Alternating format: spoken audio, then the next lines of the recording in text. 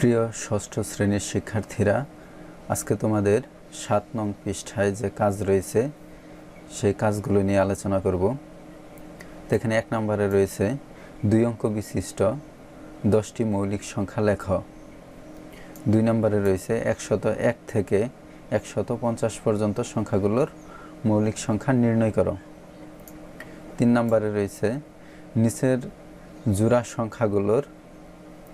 সংখ্যাগুলো সহ মৌলিক নির্ণয় করো। তো চলো আমরা সমাধানে চলে যাই। তো এখানে প্রথম প্রশ্নটি হচ্ছে ২ অঙ্ক বিশিষ্ট 10টি মৌলিক সংখ্যা লিখো। তো আমরা জানি এক এবং ওই সংখ্যা ছাড়া যে সকল সংখ্যায় ভাগ যায় না সেগুলো হচ্ছে মৌলিক সংখ্যা। ২ অঙ্ক বিশিষ্ট মৌলিক সংখ্যা হবে ১১ থেকে ৯৯ এর মাঝে। তো আমরা ২ অঙ্ক বিশিষ্ট মৌলিক সংখ্যা হলো ১১, ১৩, ১৭, ১৯, ২৩, ২১, ৩১, ৩৭, ৪১, ৪৩। তো ২ নম্বর প্রশ্নটা হচ্ছে ১০১ থেকে ১৫০ পর্যন্ত সংখ্যাগুলোর মৌলিক সংখ্যা নির্ণয় করো। তো সমাধানে আমরা দেখি ১০১ থেকে ১৫০ পর্যন্ত মৌলিক সংখ্যাগুলো হলো ১০১, ১০৩, ১০৭, ১০৯, ১১৩, ১২৭, ১৩১, ১৩৭, ১৩৯, ১৪৯। তো আমরা ৩ নং সমাধানে চলে যাব। নিচের জোড়া সংখ্যাগুলোর সহমৌলিক নির্ণয় করো। তো ক নাম্বার রয়েছে ১৬ এবং ২৮। তো ক নাম্বার সমাধানে ১৬ এবং ২৮ এর গুণনীয়কগুলো নির্ণয় করব। ১৬ এবং ১৬-র গুণনীয়কগুলো হলো, তো আমরা গুণনীয়কগুলো হচ্ছে ওই সংখ্যার মাঝে যে সকল সংখ্যা দ্বারা ভাগ যাবে। তো আমরা ১৬-র মাঝে ১ দ্বারা ভাগ যায়, ২ দ্বারা ভাগ দেওয়া যায়, ৪ দ্বারা ভাগ দেওয়া যায়, ৮ দ্বারা ভাগ দেওয়া যায় এবং ১৬ দ্বারা ভাগ দেওয়া যায়। তাহলে এর গুণনীয়কগুলো হচ্ছে ১, ২, ৪, ৮, ১৬।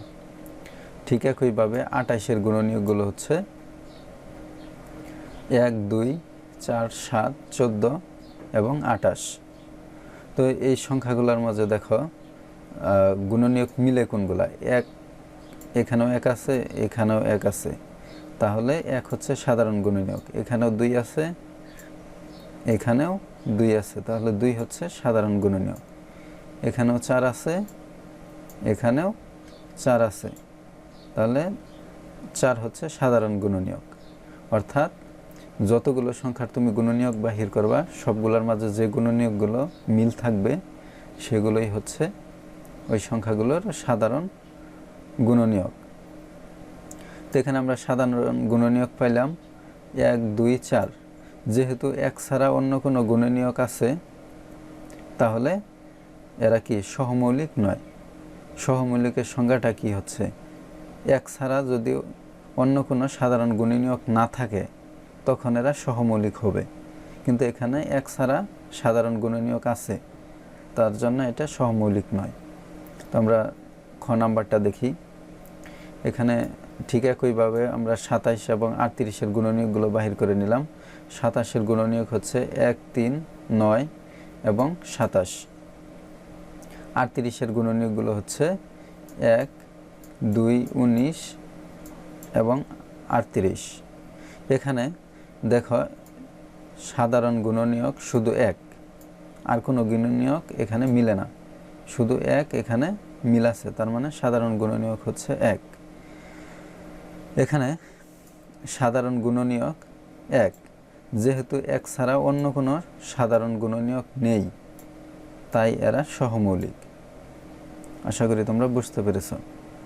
১ ছাড়া যদি অন্য কোনো সাধারণ গুণনীয়ক না থাকে তাহলেই সংখ্যাগুলো কি হবে? সহমৌলিক হবে। তো আমরা গ নাম্বারটা দেখি। এখানে ৩১ এবং ৪৩ দেওয়া আছে। তো এই দুইটাই মৌলিক সংখ্যা আমরা জানি। ১ এবং ওই সংখ্যা ছাড়া অন্য কোনো সংখ্যা দ্বারা এগুলোর মাঝে ভাগ যায় না।